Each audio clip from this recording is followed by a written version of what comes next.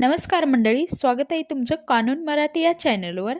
आज आपण एक महत्त्वाचा पण अनेकांना नीट माहिती नसलेला विषय घेऊन आलो आहोत। तो म्हणजे FIR म्हणजे नेमकं काय, ती कोण दाखल करू शकते आणि कधी केली पाहिजे। चला तर मग समजून घेऊया। FIR म्हणजे काय? First information report. मराठीत सांगायचं झालं तर प्रथम माहिती अहवाल। जेव्हा कोणती तरी गंभीर गुन्हा घडतो, जसे की चोरी, मारहाण, बलात्कार, खून, अपहरण, फसवणूक, तेव्हा त्या घटनेची जी सर्वप्रथम तक्रार पोलिसांना दिली जाते त्यालाच आपण FIR म्हणतो। FIR हा क्रिमिनल प्रक्रिया संहितेचा CRPC कलम 154 अंतर्गत येतो। FIR कोण दाखल करू शकतो?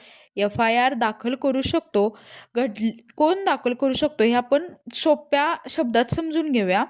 तर घटना ज्या व्यक्तीसोबत घडली आहे तो स्वतः, घटनेचा साक्षीदार, कोणताही जबाबदार नागरिक, कधी-कधी अज्ञात व्यक्ती देखील FIR दाखल करू शकतो, कारण पोलिसांचं काम आहे तपास करणं, नुसती तक्रार ऐकून दुर्लक्ष करणं नाही। तुम्ही त्या घटनेशी थेट जोडले असणं गरजेचं नाही, पण तुम्हाला ती माहिती खात्रीशीर वाटत असेल तर ती पोलिसांना सांगणे तुमचं नागरिक जबाबदारी आहे। FIR कधी करावी? FIR तत्काळ करावी, म्हणजे घटना घडल्यानंतर लवकरात लवकर। वेळ जातो तसं पुरावे नष्ट होऊ शकतात, साथीदारांची आठवण दुरस होते आणि पोलीस तपास अडचणीत येतात। जर पोलिसांनी तुमची FIR घ्यायला नकार दिला, तुम्ही पोलीस अधीक्षकाकडे, SP किंवा वरिष्ठ अधिकाऱ्यांकडे तक्रार करू शकता किंवा ऑनलाईन पोर्टलवर तक्रार दाखल करू शकता।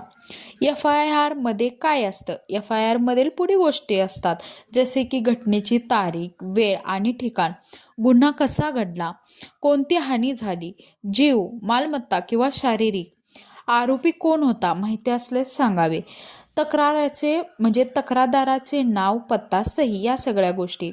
FIR का गरजेचे आहे? FIR नोंदवल्याशिवाय पोलीस गुन्ह्याचा तपास सुरू करू शकत नाहीत।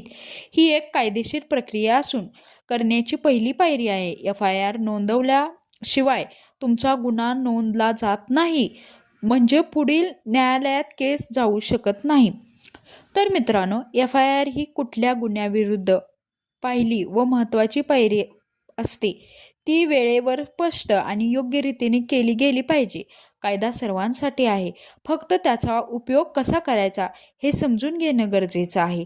तुम्हाला अशीच माहिती हवी असल्यास कानून मराठी या चॅनलला फॉलो करा। धन्यवाद।